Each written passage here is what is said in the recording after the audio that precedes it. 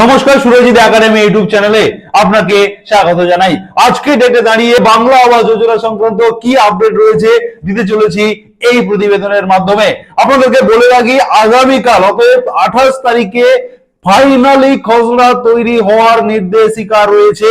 অতএব মাননীয় মুখ্যমন্ত্রীর নির্দেশ অনুযায়ী 28 তারিখের মধ্যে প্রত্যেকটি ব্লক অফিসকে একটি ফাইনাল খসড়া বা ফাইনাল লিস্ট তৈরি করার কথা বলা হয়েছে এবং সেই লিস্ট 29 তারিখ থেকে ডিসেম্বরের 6 তারিখের মধ্যে সেই লিস্ট আপনি আপনার সংশ্লিষ্ট বিডিও অফিসে, এসডিও অফিসে, ডিএম অফিসে এবং অনলাইনের মাধ্যমে আপনি আপনার সেই লিস্টটির তালিকা আপনি দেখতে পারবেন। আপনার নাম রয়েছে কিনা আপনি দেখতে পারবেন।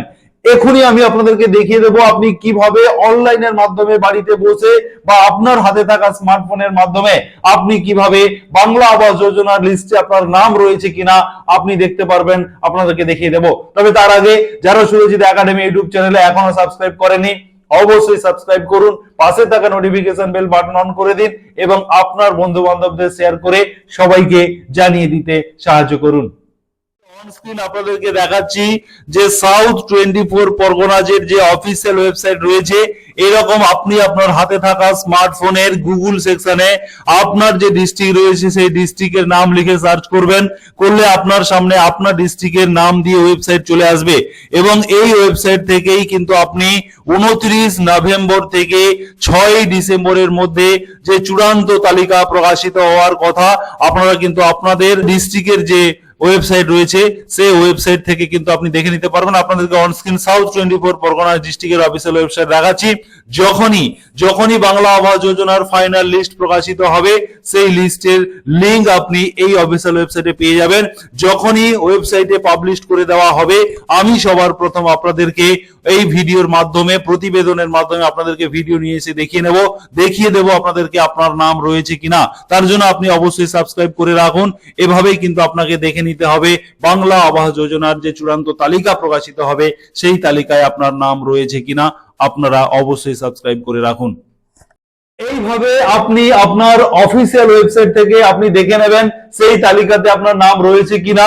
যদি না থাকে এবং আপনি যদি বাংলা আবাস যোজনার 1,20,000 টাকার বাড়ি পাওয়ার জন্য যদি আপনি যোগ্য হয়ে থাকেন, তাহলে এই লিস্টে যদি আপনার নাম থাকে তাহলে স্ক্রিনে দেওয়া যে হেল্পলাইন নাম্বার রয়েছে নবান্নের হেল্পলাইনে আপনি কন্ট্যাক্ট করে আপনার সমস্যার কথাটা জানিয়ে দেবেন এবং আপনি বাংলা আবাস যোজনার বাড়ি পাওয়ার জন্য যোগ্য হওয়ার সত্ত্বেও আপনার এই লিস্টে কেন নাম এলো না আপনি সেটাকে অভিযোগ করতে পারবেন। এই হেল্পলাইনে আপনি যোগাযোগ করবেন এবং তার সঙ্গে সঙ্গে আপনার এলাকার সংশ্লিষ্ট বিডিও অফিসে আপনি একটি দরখাস্ত লিখে অভিযোগ করতে পারেন।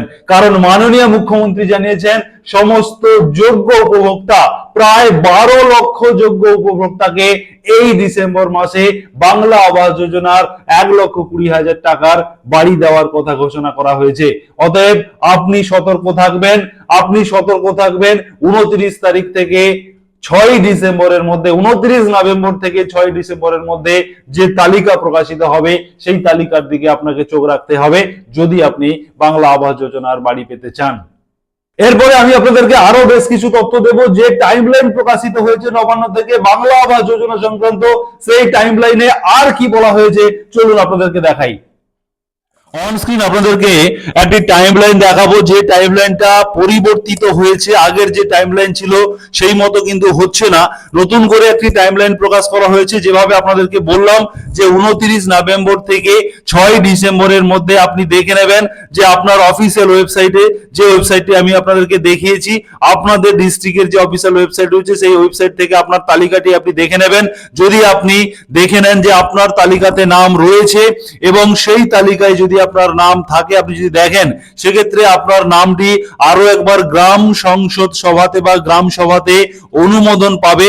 সেটা 4 ডিসেম্বরে তার ডেট ছিল, সেটাকে বাড়িয়ে 11 ডিসেম্বরের মধ্যে সেই নামকে আরো একবার গ্রাম সভাতে অনুমোদন করতে হবে, এমনটা নির্দেশিকা রয়েছে।